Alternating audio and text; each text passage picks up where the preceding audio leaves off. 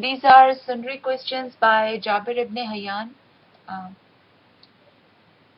do you know when this earth came into being? Only Allah knows that. Then Jabir said, the Jews say that it was created 4,762 years ago. Their prophets must have given that information to them. The prophets did not say that. It was written by the reporters of the traditions. When a learned man observes mountains, plains, valleys, rivers, and the oceans, he comes to realize that the world is much older than that. Then Jabir asked, can you estimate the age of the earth? I cannot give an estimate. The Indians are of an opinion that it came into being 20,000 years ago. The Chinese think that it is 100,000 years ago. There is an edifice in Egypt which is, according to the Egyptians, about 6,000 years old. If we believe the Jews, then this building was constructed about 1,300 years before the earth came into being. When will this universe come to an end? Imam salam replied, the universe will never come to an end. The things which have come into being will never cease to exist. They may change their form. Will a day come, as some people say, when the sun and the moon will become dead and dark? The time may come when the sun becomes dead and dark. At that time the moon, which reflects the light of the sun, will also lose its light. It would not be the end, but the beginning of a new era of the world. Is it possible that the sun may not appear and we may have to face an endless night? No, it is not possible. Allah manages the affair of the universe by some unchanging laws. According to these laws, the sun must rise every morning. When the sun gets dead and dark, it would also be according to the fixed laws of Allah. When would the sun become dead and dark? Imam Jaffer Sadiq salam replied, only Allah knows, but I am sure that it would be after a very long time.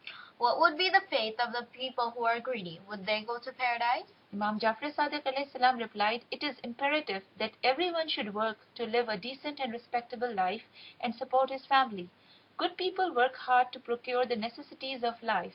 They are engaged everywhere in agriculture, animal husbandry, gardening, construction, work in production of different things, which satisfy the needs of the people. If there is a call for jihad, they leave their work, go to the war, and fight and die for the noble cause. If they save something out of their hard earnings for their old age and for their wives and children, so that they may not be starved after their death, they cannot be called greedy or miserly. They would be rewarded by Allah. They would go to paradise if they do not commit sins and deserve to be punished. The greedy persons are those who gathered big fortunes in a short time without hard work, and in most cases by illegitimate means. They become greedy and want to have more and more. Allah subhanahu wa ta'ala has condemned such persons in His holy book in the following words: those who collect money and count it, their greatest pleasure and enjoyment in life is nothing but hoarding money, silver and gold, and acquiring big chunks of land. They cannot give away anything out of their wealth for the needy and the poor. They think that the poor people deserve to live in poverty, penury, and want. They say if Allah does not want someone to be prosperous, he must remain a poor and pauper. They are so attached to their wealth that they do not fight in the holy wars in fear of being killed and losing their possession.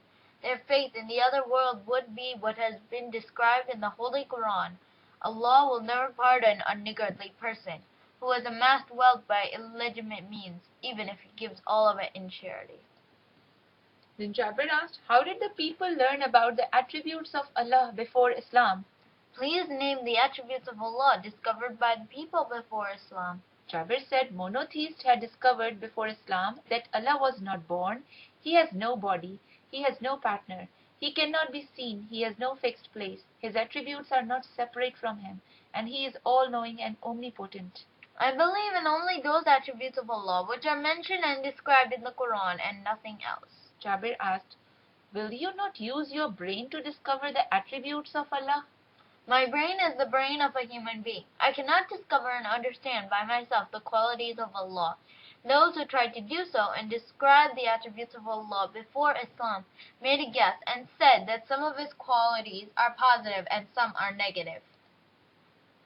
Could you please elucidate this point? Imam Jafar Sadiq alayhi salam replied, the people who tried to find out the attributes of Allah before Islam started with the assumption that their God should have what they did not have and that he should be able to do what they could not do. Since they could not fly in the air like birds or swim in the water like fish, they believed that their God would be able to fly in the air and live in the water. They took them as positive attributes of God.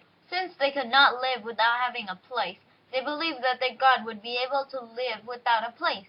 They took it as a negative attribute of God. That is why I do not believe in any attribute of Allah which is not mentioned in the Quran. I repeat that the human brain is not capable of finding out and understanding the attributes of Allah.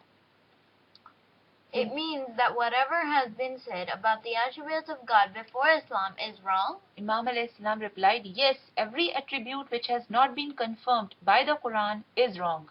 Is it not our brain and our intelligence which has guided us to discover and accept the existence of Allah? Why can the same human brain and intelligence not discover the qualities and attributes of Allah? Imam alayhi salam asked, do you have a pet lamb? Yes, I have. Then Imam Jafar Sadiq alayhi salam said, since you have brought it up, it knows you, comes to you when you call it, and eats from your hand. But does the lamb, which knows you quite well, also knows what you are? Is it possible for that animal to know what are your likes and your dislikes? It has enough intelligence to know you, but by the same intelligence it cannot know what your qualities and your attributes are. Your pet animal does not know when you were born and what is your age. It does not know when the house you live in was built, what material was used in its construction, and how long it would last. Just like the lamb, we know our Allah and obey his commands, but we do not know what he is, why he created the universe, when he created it, and how long the universe would last. With our limited human knowledge, we know Allah and worship him, but we know nothing more about him than what he himself has said about him in his holy book, the Holy Quran.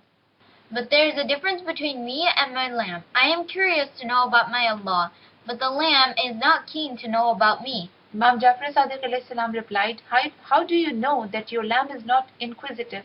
It might be curious to know more about you, but the animal instinct and intelligence are so limited that it cannot know anything about you, learn your language and talk to you. It can understand only a few words. That is why you use the words it knows when you call it. As a matter of fact, you speak to it in the language of the lamb. It would not understand if you talk to it in your language. O Jabir, do not think that Allah has sent the Quran in Arabic because he speaks the Arabic language. Allah is absolute power, knowledge, and wisdom. He knows all the languages, but he does not need the help of any language to convey his commands. It is we who need the help of words to convey our thoughts to others and communicate with them. The Quran was sent by Allah in Arabic language because our Prophet ﷺ was an Arab and lived among Arabic-speaking people. Just as you speak to your lamb in its language, Allah sent the Quran in the language of the Arabs so that they might know what he wanted. If he had spoken to them in some other language, they would not have understood a word of his.